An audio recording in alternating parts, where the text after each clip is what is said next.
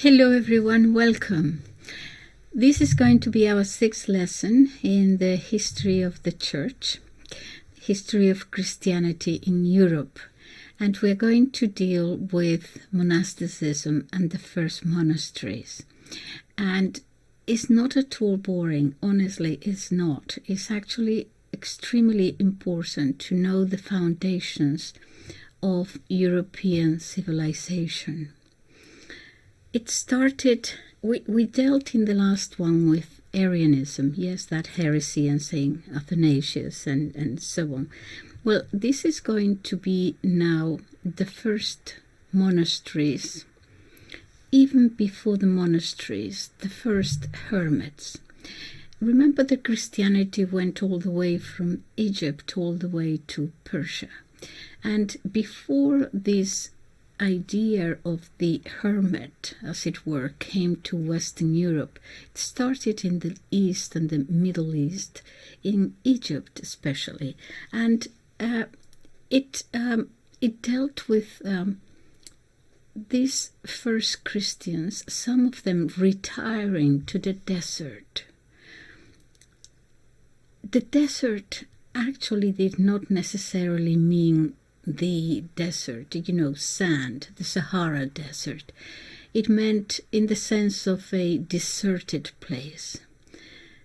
To leave the world behind and just go to a solitary place where you can be by yourself, away from the world, in meditation, penance, and so on. We are going to see how at the very beginning, especially in the East, it became quite popular, if we can use that word, but it became too excessive. I'm going to give you examples of what the hermits used to do.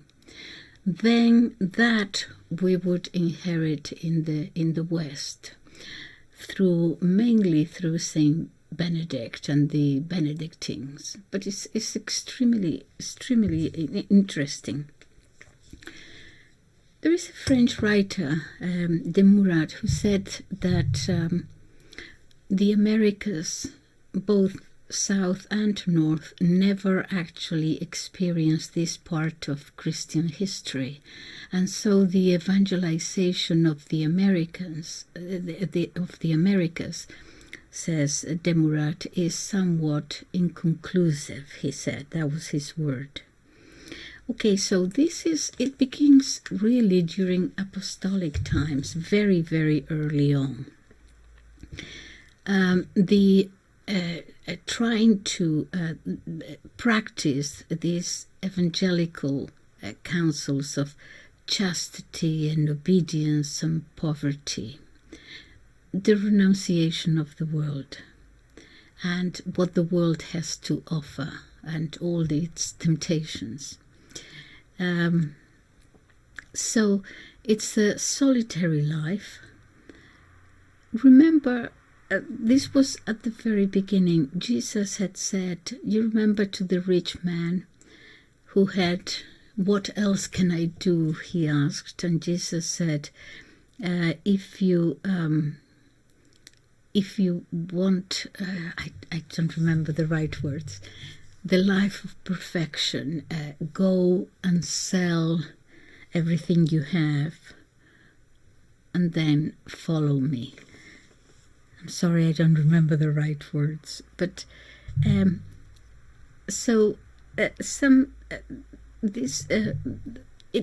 they retired in solitude to do these exercises of piety and of penance. We're talking about the years 100s and 200s. And so this is the first signs of a male monastic life. By the way, the women's side of the monastic life didn't come later. It came together. There were actually parallels.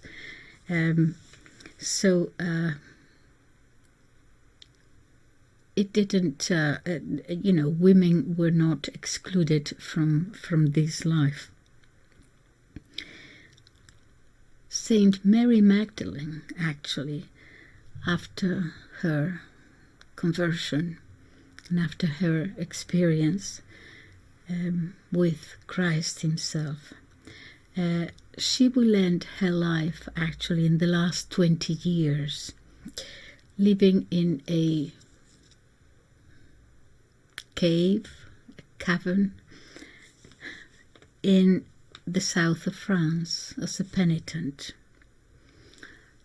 We also call them Anchorites. Okay, so in the East first, they were first called Anchorites from the Greek anachoreo, which means withdrawing, separating, in solitude, abandoning the world and all they possessed. They would retire, as I said, to the desert, to a deserted place, just as Jesus retired to remote places, secluded, yes, and there he went to pray. So they would seek this life unaccompanied by everyone in retirement, sometimes permanently and sometimes, temporarily. They were also called eremites. Eremites, from there we get the word hermits, from the Greek eremo, which means desert. Okay, so as I said, not the desert, but a deserted place. By the 4th century, really, there are two very, very famous hermits. One is Saint Paul of Thebes, also called Saint Paul the Hermit. This is about the year 300. This is in Egypt. He is seeking solitude. He is not going to find it because he found a place, but people would actually then come and gather around him, considering him a holy man and ask him for counsel and guidance. He wanted to dedicate his life completely to God.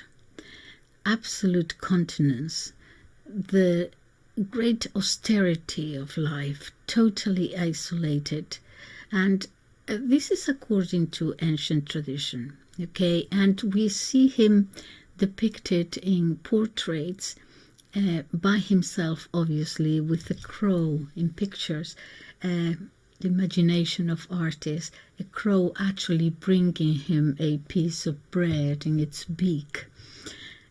So the first ones are from Egypt. There is another one, Saint Anthony. We know of him thanks to Saint Athanasius himself, who wrote his biography while he was there in one of his exiles. Okay, and Saint Anthony actually grew up in the countryside. He had an extraordinary physical build, very, very powerful physically, and he was soon to become the leader of all these separated autonomous Anchorites who came to him also for guidance. So it was a life of austerity, discipline. What is amazing about these monks, these hermits, really, first, is that they all seem to have lived for a very, very long time. This Saint Anthony of Egypt died at the age of 105. He had a sister who founded also a similar thing for women. Okay, so that's one, Saint Anthony of Egypt, of Thebes, and the other one is Saint Anthony, which is going to bring all these hermits together in a sort of monastic life. in other words, they would be, first they would be by themselves, each one doing their own thing. And this Saint Anthony is going to sort of bring them together, not to live in the same place, that will be later. They live by themselves, but nevertheless he's trying to create a community by which they could also have some sort of social life, not just independent, for their physical and mental and spiritual health. He sees that they should have some sort of community with each other. They will continue to be separate, each one by himself, but nevertheless somewhat of a community. They would all be along the upper Egypt, by the Nile, so that they could, also have something to eat, I suppose. Okay, two of the most famous are Saint Harmonius and Saint Macarius. And Macarius, when I saw that, I said, "Oh, I know this Macarius." Because, you see, in one of the translations I did from my 16th century mystic, he actually quotes the one of the anecdotes said or written about it since this Saint Macarius, this hermit, that one day he had a vision. And Juan de los Angeles, this mystic from the 16th century, he says, "You know the story St. Antoninus tells us about the Holy Father Macarius, that the devil appeared to him one day with a sharp scythe, ready to harvest him off for himself, as if he would be given the chance, and mournfully addressed Macarius with these words." This is the devil talking. "You do me much violence, Macarius, and you inflict great torments upon me. You are more powerful than I am," said the devil. "You outwit me.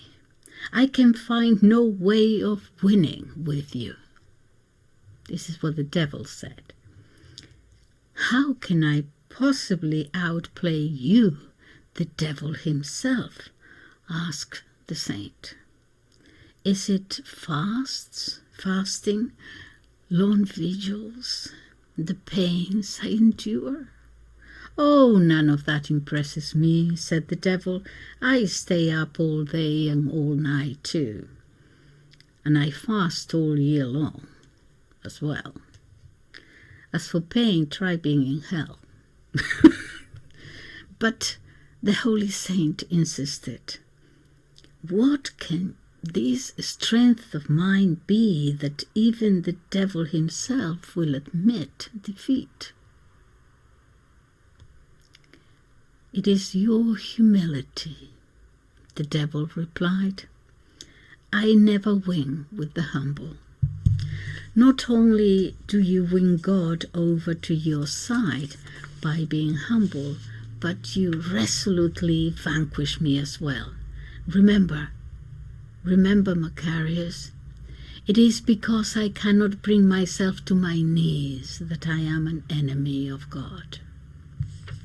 That's the story from the 16th century written about this hermit. It's a lovely story. Okay, so this not only in Egypt, but also this is also happening, these hermits, in the land of Christ, in Palestine and in Mesopotamia, Iraq, and Asia Minor, Turkey today. There is a saint, Saint Hilarion, a saint from the first centuries, who will found an important center of hermit life in what is today the desert of Gaza. In Gaza. There will be there more than 2,000 monks.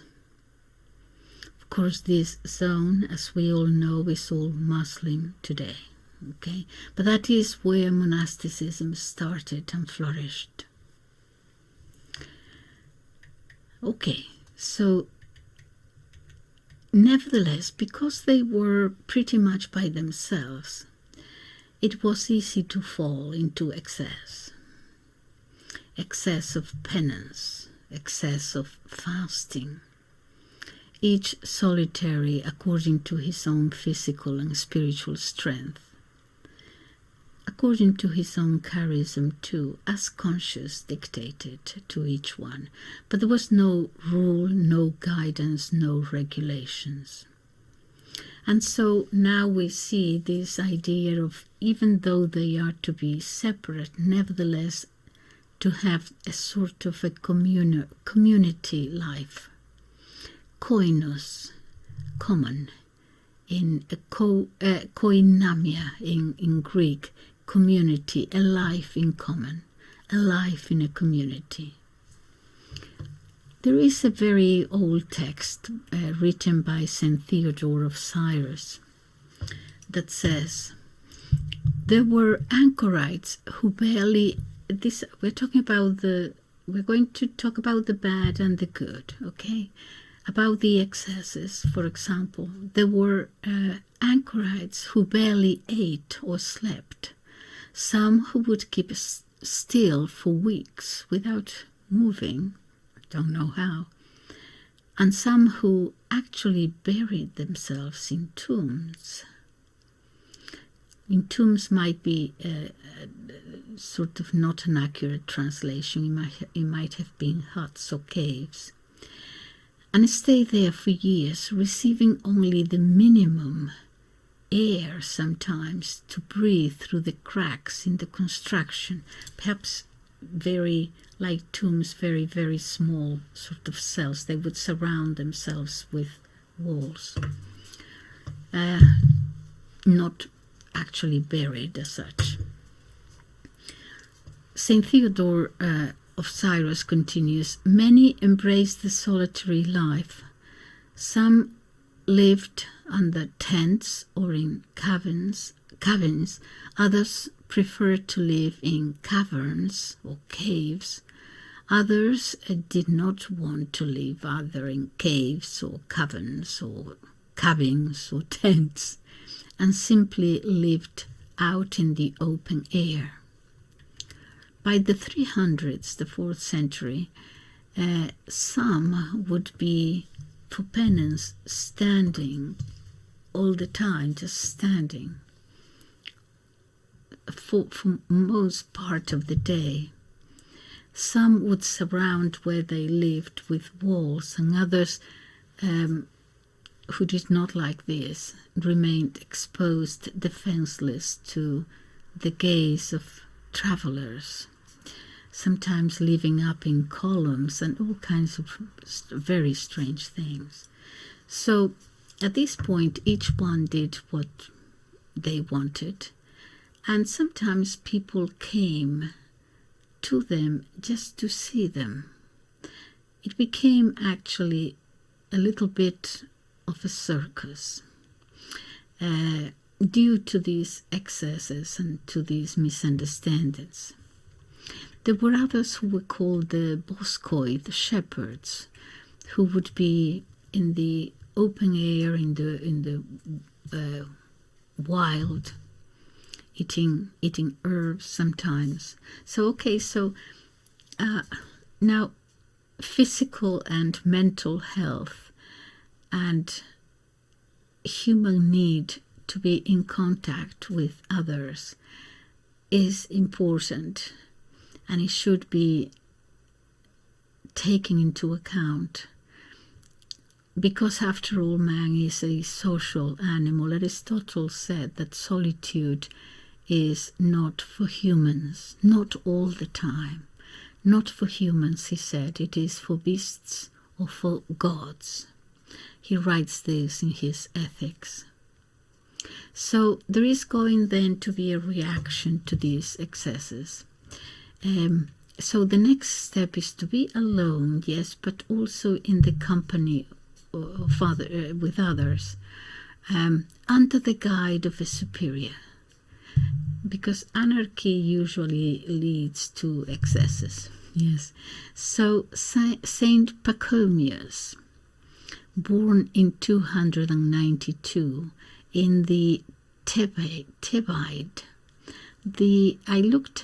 I looked up this word to see where it was in the Encyclopedia Britannica, and it says the Thebaid or the Thebaid, I don't know how to pronounce it, or Thebais in Greek, was a region in ancient Egypt comprising the 13 southernmost nomes of Upper Egypt, from Abydos to Aswan.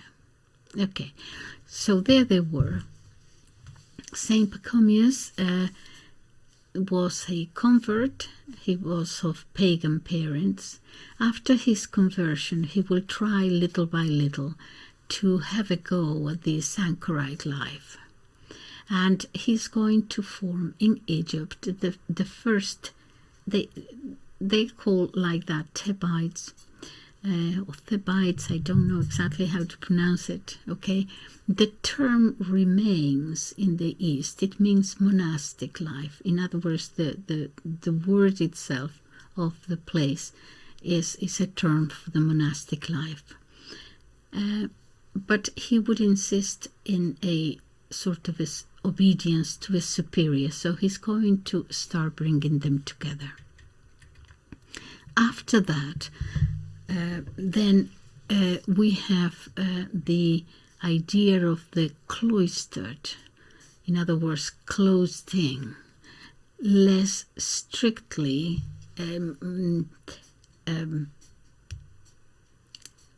reclusion. It comes from reclusorium, a closure, a cloister. The confinement, if you want to call it that, is voluntary, of course. And Pachomius, the abbot, is going to be called the abbot. And the abbot in Semitic language comes from abbas, which means father. And from there we have abbot and abbe. And he will bring them together and actually form a sort of a community where there is actually some administration. There is a nurse, there is we would call today an accountant, or some secretary, administrator. And this is going to be so successful that actually in the life of Pachomius himself, they're going to be in these cloisters, they're going to be 7,000 monks there. At the end of the 5th century in Egypt, cloistered monasteries, more than around 5,000 monks there, but also there will be female monasteries from the 3rd century, from the 200s. In the area of Cappadocia, today's Turkey and Armenia, the great man there is Saint Basil the Great, who will reorganize the monks under the advice of another Gregory, Saint Gregory of Nazianzus. Nazianzus, I always look up the names of these places just because I want to place them where they are exactly. And okay, so I looked up, where is Nazianzus, So St. Gregory of Nazianzus was, says the Britannica, a 4th century church father and one of the 3 Cappadocian fathers, along with Basil the Great and Gregory of Nyssa. He was a champion of orthodoxy against Arianism, and his writings demonstrate his eloquence and breadth of learning. Okay, so this Saint Basil the Great will establish a rule, one for males and another for females. he will fight very much these excesses, these earlier excesses. He will also teach. We are now at the beginning of Christian mystical theology. A life of prayer, a life of the liturgical office, reading, singing the Psalms. So it's a bit of a mixture now, the life of the monasteries. They have a sort of a monastery with a communal life, and also the solitude of the Anchorites, as it were. It's a mixture somewhere between the two. And this is what he says in favor of having a communal life. He tells them, the life of the solitary is not intended for his own benefit. If we do not live with other men, we cannot rejoice at their happiness, nor cry with those who suffer. Our Lord washed his apostles' feet, and you, or I, or we, who are always by ourselves, if that is all we want to do, whose feet will we wash? To whom will we do some service so that we make ourselves to be the last? How will you exercise humility if there is no one there for you to humble yourself to? If you have no neighbor towards whom you will exercise, to whom you can exercise mercy? If no one is there to oppose your desires, how healthy can your patience be? So, in other words, life in community forces you to practice virtues that by yourself would be perhaps more difficult to do. So the rule of Saint Basil the Great will become, in the East and in the Middle East, a model where later in the West is going to be adopted based on by the great Saint Benedict. There is a very popular saint in the East. There is a great devotion to Saint Basil. There is a very popular order also of females, very well known in the East, in Russia, as a matter of fact. So, during the second half of the 4th century, in the 300s, yes, monastic life in the East has, you could say that it had reached its pinnacle. In this 4th century, the rise of the monasteries, will eventually, they will leave the deserted places and they will come together, and from there form villages and parishes and cities. Wherever they went, the place was deserted, but they would have to work the land, and they would then manage to bring about a small civilization around the monastery. So this was the beginning of monasticism in the East.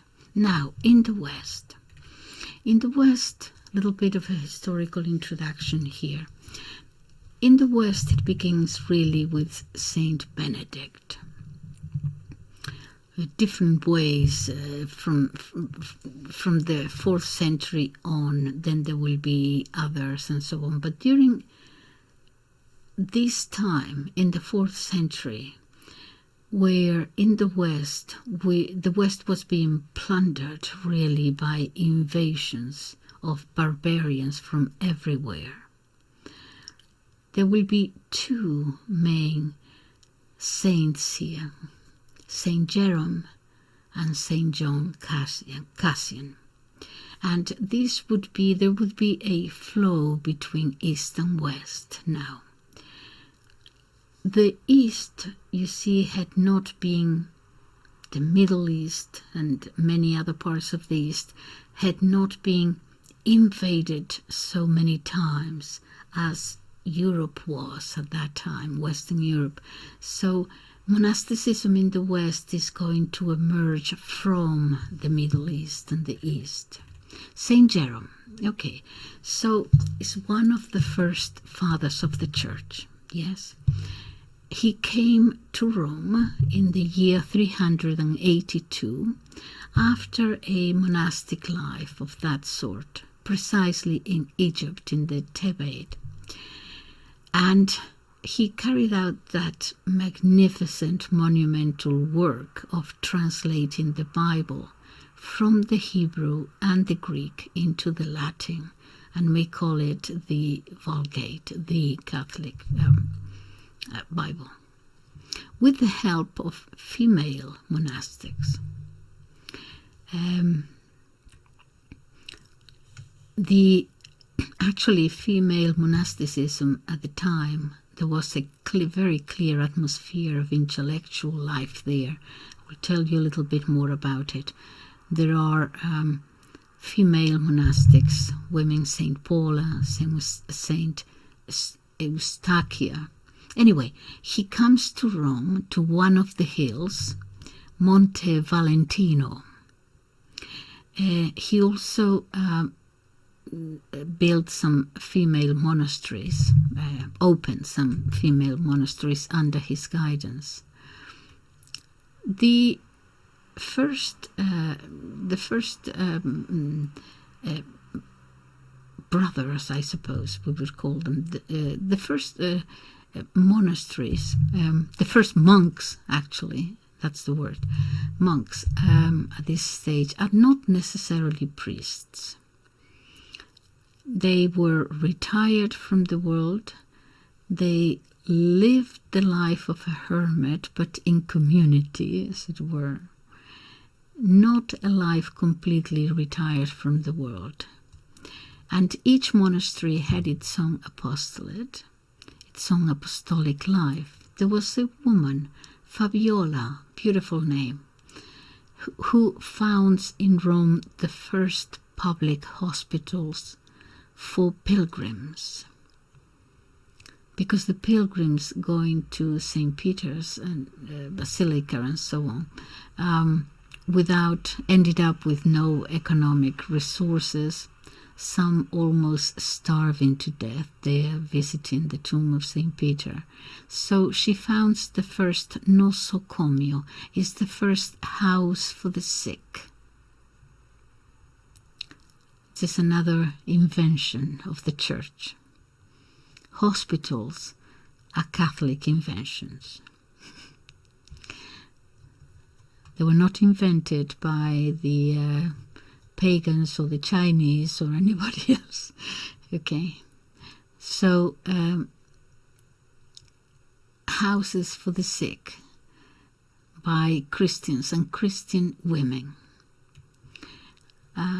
And it's not only a Catholic or a Christian invention, it's Christian women. So this Fabiola, the first one, a Roman matron who had dedicated herself to a monastic retired life, but who saw this need. Later, she didn't stop there. Later, beyond founding houses for the sick, she will found the first pilgrim hostel in the port of Ostia Authentica, a hostel for the pilgrims. So this is how the monastic life very, very slowly began in the West. It was sort of a mixed life. Now, St. Jerome is not going to write down any rule, because they are going to follow the Eastern rule of Saint Pachomius. But when he moves, then he goes from Rome to Jerusalem with his entire monastery, and there he would translate the Bible with the help of these monastic women, these pious women, who are going to found a center for higher studies.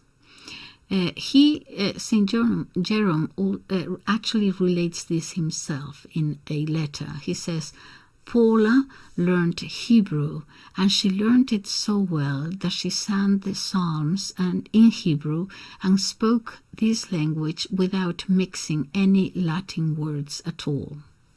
And she helped to translate it too. A great medieval French medievalist, she died recently, well, in the 90s. Her name is Regine Vernout. And, sorry, I wrote this improperly. Regine Pernoud with a P. She writes... Yes, she actually died in 1998. She's written in very small lettering. She was a French historian and archivist. Pernoud was one of the most prolific medievalists in the 20th century France. More than any other single scholar of her time, her work advanced. She wrote about the time of the cathedrals, about Joan of Arc. Anyway, so she has very, very short works, very readable, very short, but very readable and very beautiful books about this history. And she says male monasteries would rather bring together people the series of authority and meditation and penance, while in their origin female monasteries will be always characterized by an intense need for intellectual and spiritual life. Another great influence later was by another father of the church, Saint Augustine. He comes from North Africa, but North Africa was a Roman province. In the year 388, after his conversion to Catholicism, as we know, he had led a very great, fun, dissipated life. He had been a member of a Gnostic sect, the Manichaeans. I also looked it up, but I don't want to, dualistic religion, I don't want to go too much into that. But the founder of the Manichaeans was a man by the name of Mani in Persia in the 3rd century. He said that he had been inspired by a vision of an angel, and Mani viewed himself as the last in a line of prophets, the last one in a line of prophets. This is 3rd century, that included Adam, Buddha, Zoroaster, and Jesus. His writings, now mostly lost, form the Manichaean scriptures. Anyway, okay, so you can look up Manichaeism. All right. Okay, so Augustine had been a Manichaean first, and he was born in Tagaste, his native city, today in Algeria. I like to know where they are, because sometimes you hear these names. Where are they? I can't place them unless I know where they are. Tagaste, today in Algeria. Again, the Britannica said Tagaste was a Roman Berber city, the Berbers in the north of Africa, in present-day Algeria, now called Souk Ahras. The town was the birthplace of Saint Augustine. Tagaste on the map of Numidia, just south of Hippo Regius. Okay, so he found a monastery also in Carthage. Okay, where is Carthage today? My goodness, the whole history of Carthage. The ancient city of Carthage is now a suburb of Tunis in Tunisia. The ruins of Carthage are a popular tourist attraction now, and the area is protected as a UNESCO World Heritage Site. Okay, so he also found a monastery there in Carthage. Also several monasteries known as the Augustinians, and they also followed the saint's rule. One of them, his sister, was actually one of the founders of the monastery, and even his mother, his own mother, Saint Monica, his mother who had cried so much about his conversion. As a widow later in life, he went to one of these monasteries and stayed there cloistered. When he became Bishop of Hippo, he will turn his episcopal palace, as it were, so-called, into a monastery with other monks and lead there a community life. His rule is going to be known in the West and adopted and adapted, and it will be a model for later religious orders. Remember that Martin Luther was an Augustinian monk. Also in Europe now, in the West, there is another saint, Saint John Cassian, from the 400s. And he is the first one that is actually going to write down rules and institutions. He would call them collations, from collate, I suppose, where he will take what he has lived and experienced in the East, and it's going to bring it to the West and translate it into the West monastery. He's going to found a monastery in the south of France, specifically in the city of Marseille, and that will give rise to a great many monasteries throughout France. So this experience of monastic life in the East as well as in the West, at this time in history, is going to have three shortcomings, let's say. First, extreme rigor.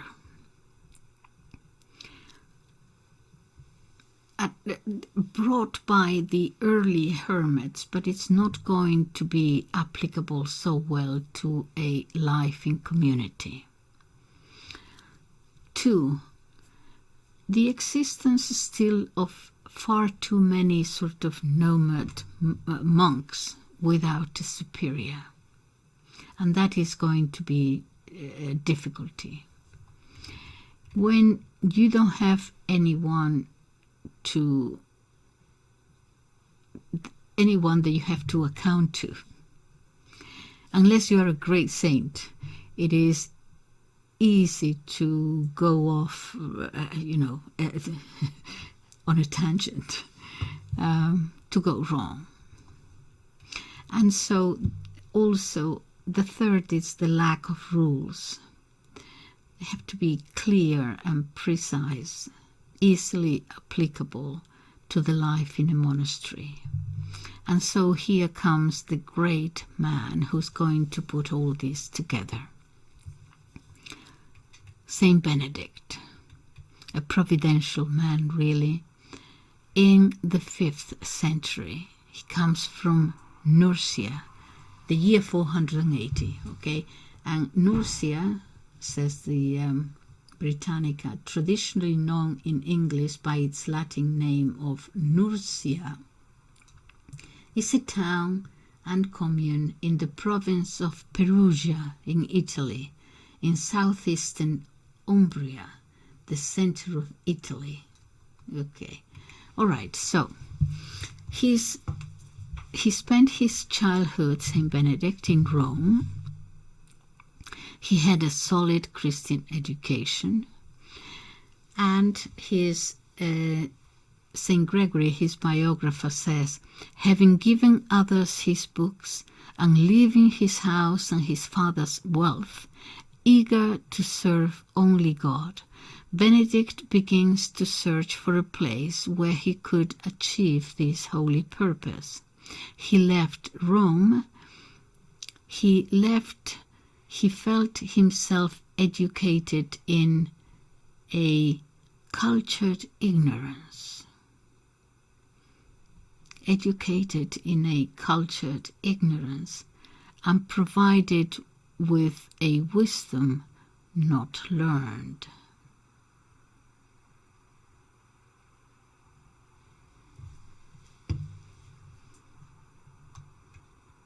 Okay, this is what St. Gregory's said.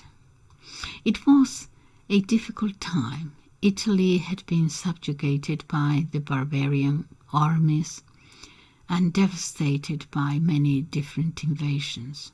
At the age of 20, he will seclude himself in a city at approximately 78 kilometers from Rome.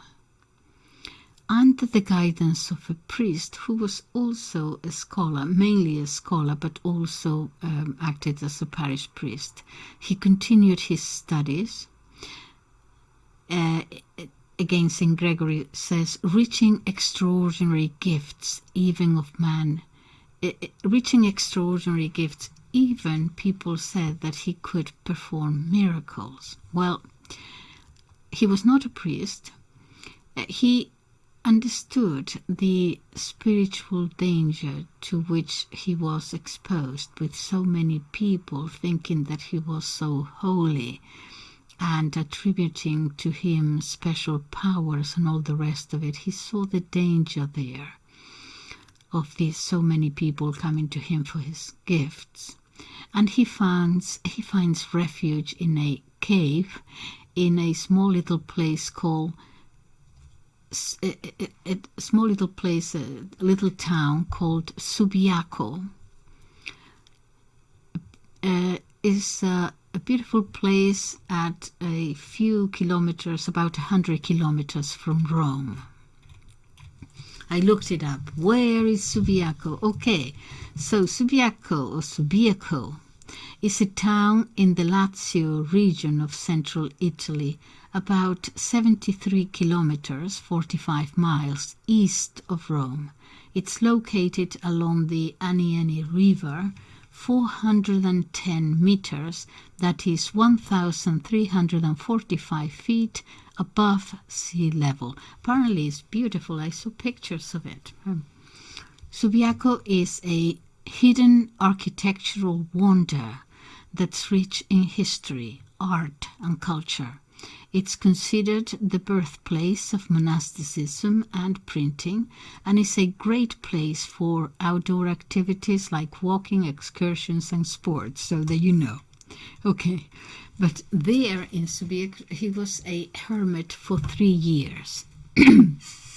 After many spiritual struggles, he came to the conclusion that this arid, dangerous, to a certain extent, solitary experience will lead him to the belief that this absolutely solitary life is not the best for man.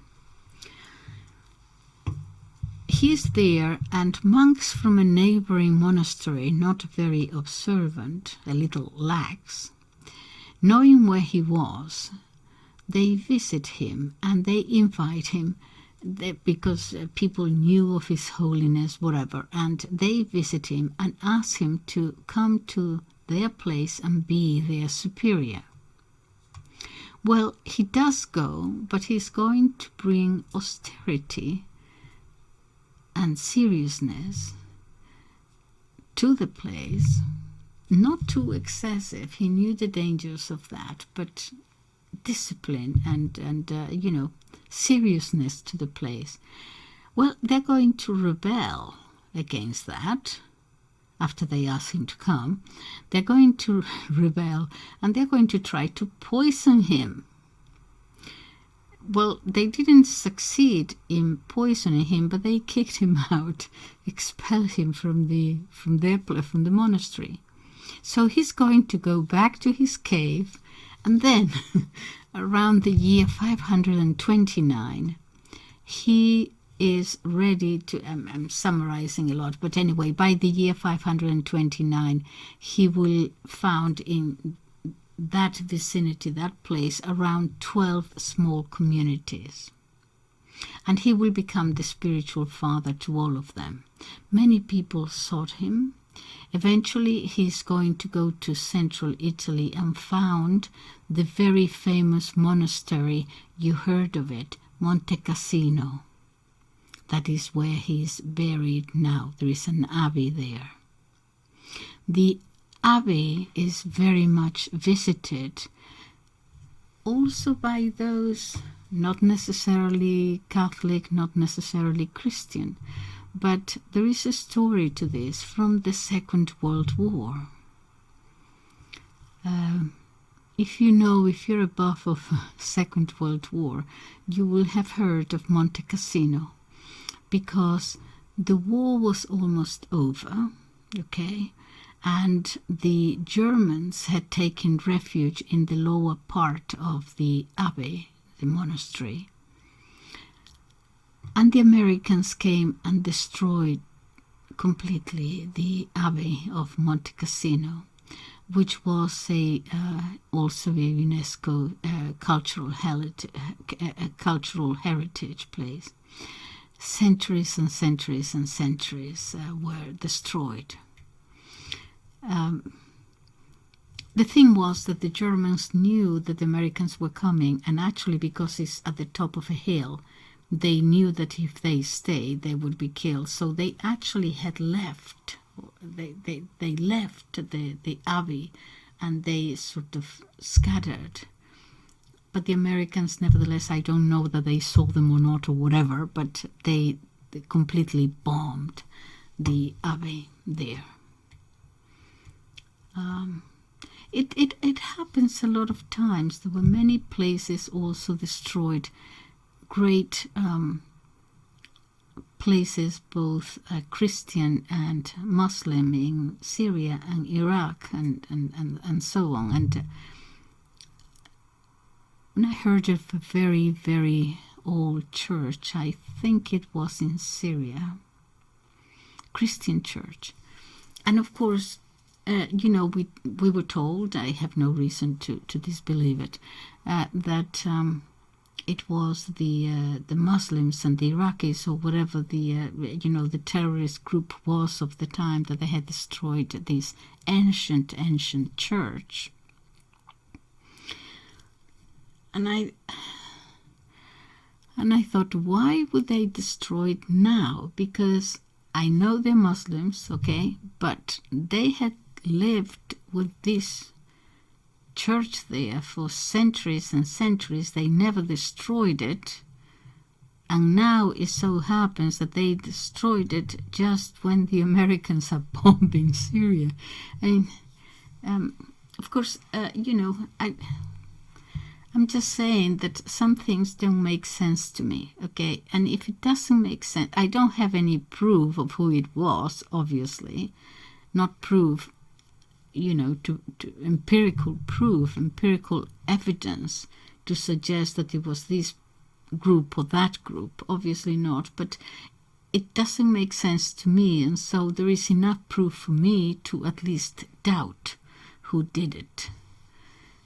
Anyway, I don't want to get upset. But good news. The thing was that, thank God, there was an old monk there who was inside the abbey, and the Germans had left. They were outside. They say because actually they didn't want the Americans to bomb it, which is also a little bit strange. I don't think that they would sacrifice themselves for the abbey, but they probably left because of the position of the abbey, and it would have been perhaps possible for them to escape. Monte Cassino is on a very, very high hill, okay, and a monk inside with a little bit of knowledge of architecture, he actually wrote down the plans of the abbey, the architectural plans, almost every stone practically. I mean, he went in great detail about everything, because he knew it was only a matter of time before it was destroyed, the way things were going. So eventually it was able to be rebuilt in time. Okay, so so he goes there, Benedict, very high hill, and he's going to find at that time, going back to the 400s, he's going to find that there was an ancient temple to Apollo. St. Gregory writes that, I quote, "There was an old temple where the simple country folk, according to custom, worshipped King Apollo. Everywhere on all sides there was wood for the service of demons, and in it, until such day, the crazy crowd of infidels offered that most perverse sacrifice to Apollo."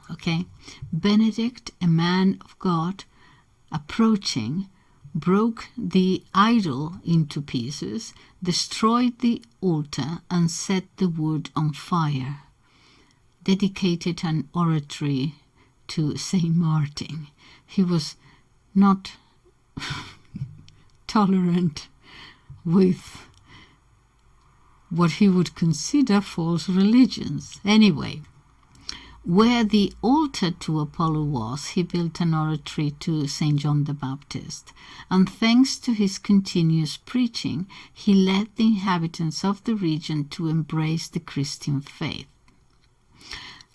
Strengthened with the experiences of a solitary but mature life, and being aware of all the drawbacks of previous monastic rules, as well as of the weaknesses of men, they tried to poison him.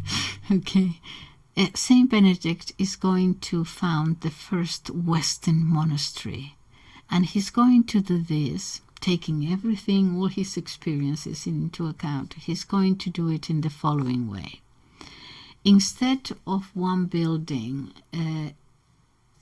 with individual hermitages, as it were, not one building, instead of a community with individual hermits, as it were, close to each other, he's going to build one single common building for all of them, with individual cells, but one building.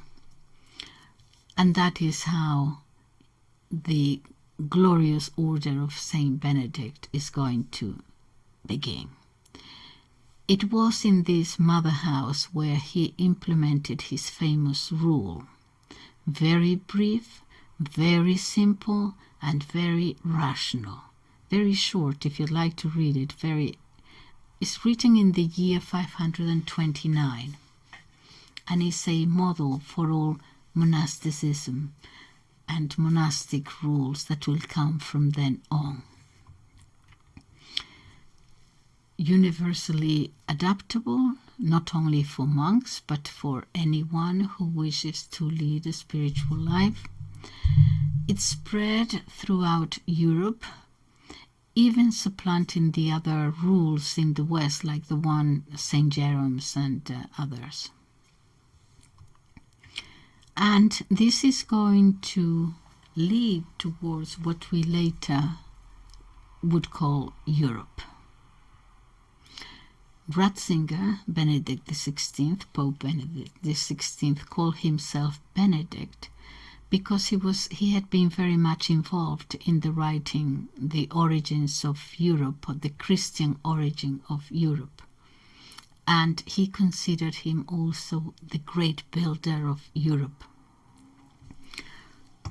The great builder of Europe is precisely this humble monk. The Western monastic life, you're going to see why this is not an exaggeration. The Western monastic life will be built around these monasteries, the Benedictine monasteries, and with that the idea, at least, of European civilization. The main virtue of his maxims is that they are for normal men, he says, and normal women. You didn't need to be a saint, and you didn't need to have such physical, spiritual fortitude of any kind. You didn't need to be a hermit. Just for ordinary people, simple men and simple women. He had a sister, a twin sister, Scholastica, Saint Scholastica. Many of the Benedict women monasteries are actually called Saint Scholastica. And she's buried there in Monte Cassino with him. She had been consecrated to the Lord as a child, and very young she offered herself to Jesus Christ, taking the veil of consecrated virgins. And she will found the female Benedictine sisters. These consecrated virgins, of course, goes back all the way to pagan times. You remember nuns, the pagan times, the Vestal virgins, all that tradition. Okay, it is true that his order was not totally original. We understand that. He took previous rules and experiences, for example, that of Saint Augustine and Saint John Cassian, but he adapted them very successfully to the customs of the people of the West. And to adapt something to the individual culture of the West is important. If you remember Saint John Henry Newman, after he converted to Catholicism, he tried to bring an order to, didn't want to create it, found it himself, but perhaps bring an order to England. And he brought the Oratorians, founded by St. Philip Neri in Italy. But he thought that this was the order best adapted really to the English mind. You live, the priests live in a community, in a house, in a oratory, as it were. But nevertheless, they can have their own property, let's say, they not only have their own room, but they can have their own books, their own this, their own that. A certain sense of privacy being adapted to the English way of, being reserved and so on. He felt that perhaps the Franciscans were already there, but other orders were not the best for the English psychic. He thought that the Oratorians, actually independent, communal, but independent, reserved, was the best for England. So that is what Saint Benedict said. Put all of this together and said, no, for the Western mind. Remember that we have the tradition of Greek thought, but also of Latin law. Rome was important. It is here in our mind, the whole, and so we may think and act differently. We certainly do from the East. Okay, so this is what he did, adapted all that we had learned from the East to the West. It is going to differ because it's going to be more moderate, and it's moderation, not to allow so many excesses, and it's also practical in character. In other words, Latin, yeah, not just Greek, yeah. The famous sentence of the Benedictine order is ora et labora. Ora, pray, and labora, work, but work meaning both manual and intellectual work. That is labora. It's not just manual, it's not just intellectual. Okay, so you can actually summarize it in 3 ways. Well, not 3 ways, sorry. He will divide the day into 3 sections. Okay. 8 hours for sleep, 8 hours for work, that is manually and intellectually, and 8 hours for prayer. And by prayer, it didn't mean you're praying just the way, we understand by saying prayers. He meant the liturgical life, okay? You see the monks, they face each other. Yes, if you, here in Oxford, you go to the old colleges, and in the in the chapels, you still see the, it was a monastery, and so they're facing each other. All the liturgical hours, all the singing and reciting of the psalms, all that was what he meant by prayer. So 8, 8, and 8. And the whole liturgy. Okay. So the main thing was to have a balance there. An equilibrium, an alliance between physical, intellectual, and spiritual. There is an anecdote that this Argentinian father that I am following in this history, Father Olivera Ravasi. I will put his name in the down there in the box. He tells the story, an anecdote that he experienced when visiting a Benedictine monastery in Europe. And he was talking to the organist, who was an older man in his 70s, but he was talking to him and seeing him play because he was the only Argentinian there. And Father Olivera is from Argentina. And he said, actually, what I saw, it's a silly thing, he says, but what I noticed was that he was a fantastic organist. He was actually the leader of the choir. He was a composer. Okay. All right. But he said, I noticed his fingers, which were really thick. He says, each finger was like one chorizo. Huge. And he said, that caught my attention because I imagine that organists or pianists have very, delicate, fine, fingers, And he actually said, your fingers are so huge. And the organist says, yes, because I do manual work. That is why my fingers are so huge. He says, I work the land too, not only play music. And then he explained it's a question of this balance of mental and physical and spiritual work. So they all work, and they all worked before, they still all work now in some, as farmers in the soil, with the soil, others with wood, whatever it might be, but you have to do some kind of manual work. This work is adaptable also to their own talents. Okay, so it is not a question of, see, for example, the communists in the Soviet Union at the beginning, what they did was one of the things they did was to send the intellectuals.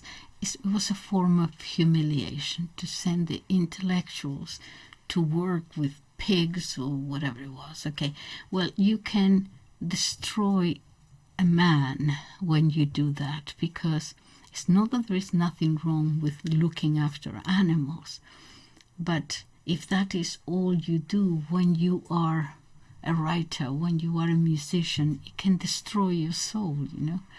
So that was based on resentment and even hatred, perhaps. This is not that. If you are of an intellectual disposition, that is your work, your intellectual work. But you will have to do some manual labor in order to get that balance. And if you are of a practical nature and you're better at doing manual things, yes, but you will also have to study, spend some hours studying, so that you don't, oh no, I'm not an intellectual, I don't understand. No. Learn something. Okay, so this balance is very important, and it keeps you sane, you know, physical, mental, spiritual. Okay, so this is the peculiarity in Europe, in the West now. Monks don't necessarily have to be priests. There are different vocations. Many are. But the main thing is, in these monasteries, stability, balance. Okay. How was their life at the beginning? Well, they lived there was a monastery, and you had your own cell. There was a communal life. You lived inside, okay? You couldn't just go off to whatever, okay? So unless you were involved in some apostolic mission, okay? But what happened was that these monasteries were built in deserted places, non-arable places, arid zones, in the middle of nowhere. And they would work the land, and after a few years that soil became fruitful. So this monastery, actually, with all the invasions and all the wars and all of everything, actually they became oases of peace. This is at the time of all the barbarian invasions, okay? So the people living around it would actually benefit from this kind of life, because they would also teach. Educationally, spiritually, economically, they would also benefit. Okay, so it was not as if, you know, there was a city already there and the monks came and took the best part of real estate right in the middle and built their monastery there. There was absolutely nothing there. And then the community, with the school, with the church, with this and with that, started expanding outwards. Okay, so they were the center, they were the first ones there. And they became first, you know, a little village and a little parish, and okay, so, and they remain sort of the cultural center. And because of this, throughout Europe, this is, it could be argued, is how Europe actually grew after all those wars and everything. The peace with this monastery here, and then the parish, and everything growing outwards. So they became cultural centers from where European, Western, Christian culture was built and finally secured. Europe and Western culture owes much to these monasteries.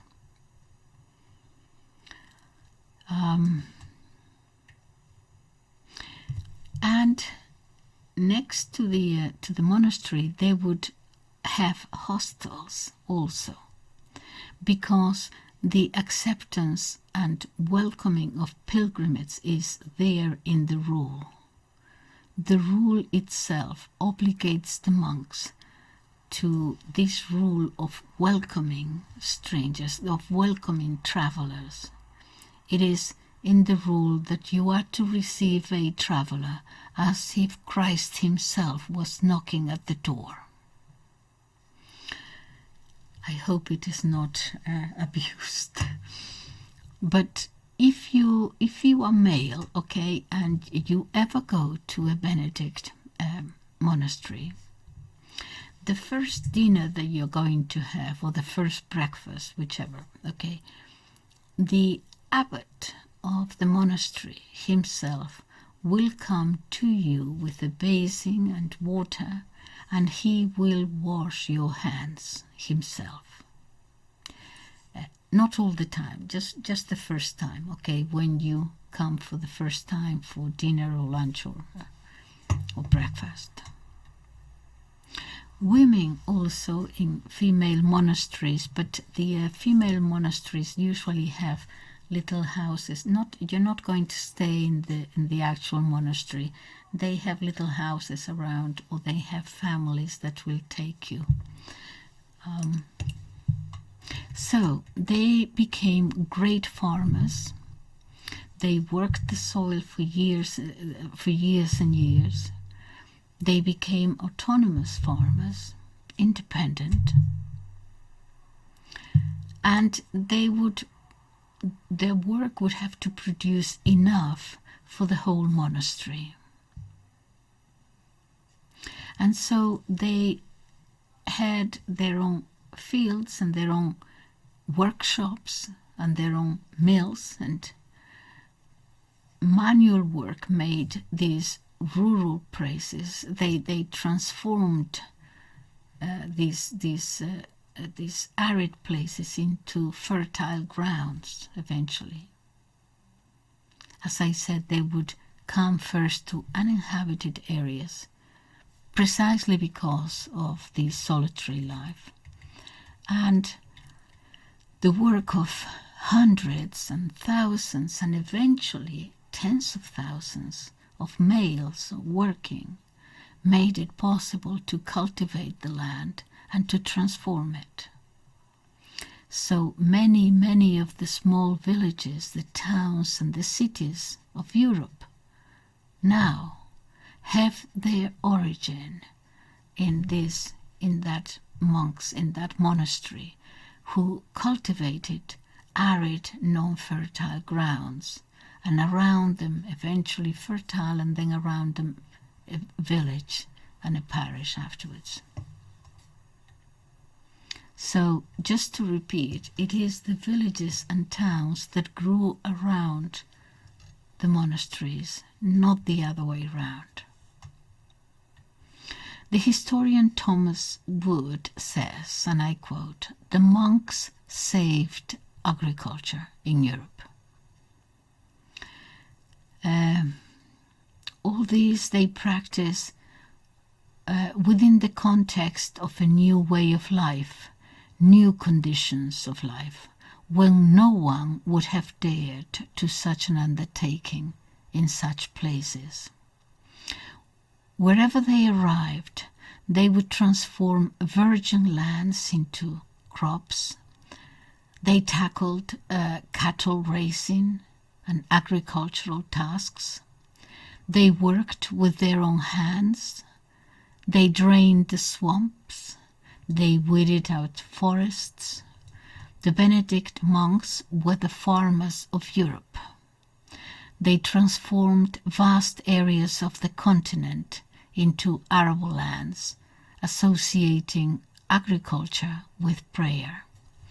Everywhere they introduced crops, industry, even something very important for us now, alcohol,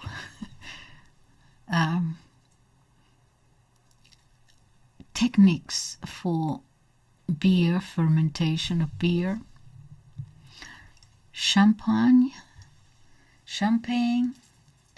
Dom Perignon, Churchill's favorite champagne, was actually an invention of, Dom is the title that they have, Perignon, the abbot. Champagne is wine, fermented wine. All right. So the Benedict monks, now in the Middle Ages, were to suffer, as it usually happens, a slight relaxation, because it had to happen. Intellectual work and manual work kind of separated. A little bit of that balance was gone. And so there is a little tiny book, Three Rebel Monks, that talks about a separation that occurred in the 11th century with a reform of the Benedicts. These would be the Cistercians. They will adopt new technologies, for example, hydraulic forms of irrigation for energy also.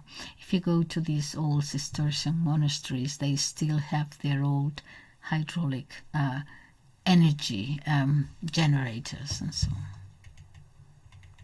Generate their own light with hydraulic methods. Okay, so they also did another great work for Europe. They were copyists of books. The printing press was not there until the 15th century. Before, it was a matter of copying out every book. The transmission of culture, the papyrus, everything else, it was done by hand. So they were also great transmitters of, Western culture, and not only Christian culture. I think it's important to say this, but of classical culture. It is thanks to these copies that we have the works of Plato and Aristotle and Cicero and Virgil and everybody else. A copy by hand. So a copyist would perhaps spend 30, 40, 50 years of his monastic life, perhaps working on 5 or 6 scrolls, 6 books by hand. That was what he did. And who was this man? Well, he was just a copyist. There was no copyright. They didn't sign their works. A copyist. And it wasn't only the book, it's the words themselves, but the beautiful letters, the capital letters, the whole illumination of the books, the colors. It's not only the book itself, but also sort of beauty, really. So I think it is fair to say that the Church preserved, cultivated, and then taught the works of the classical authors, which had been left not only in written texts, but also in the oral tradition.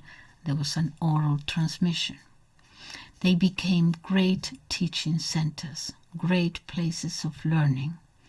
And then they would go on to become the great cathedral schools.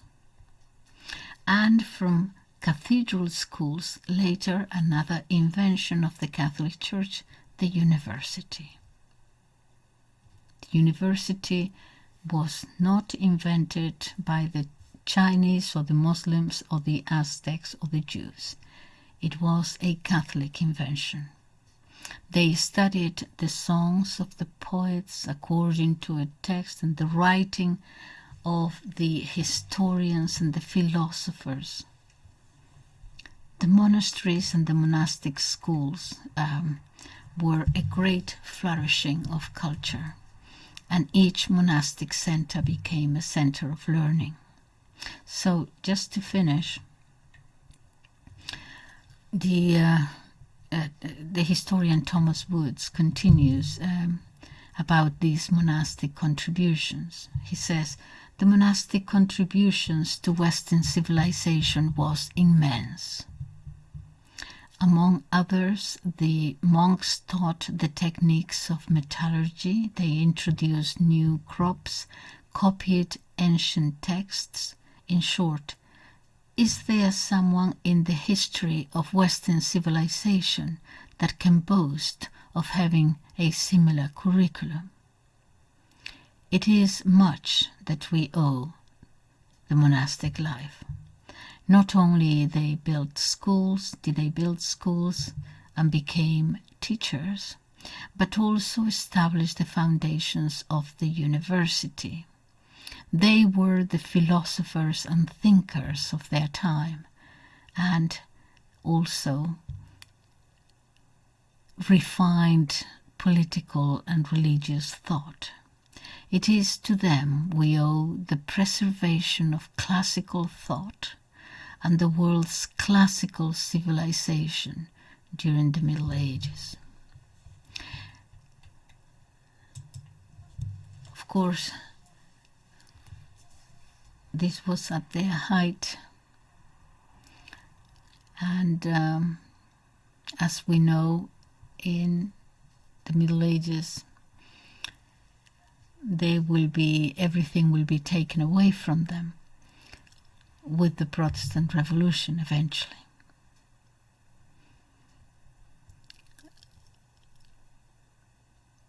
Yeah.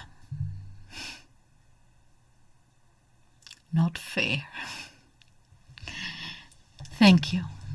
Bye-bye.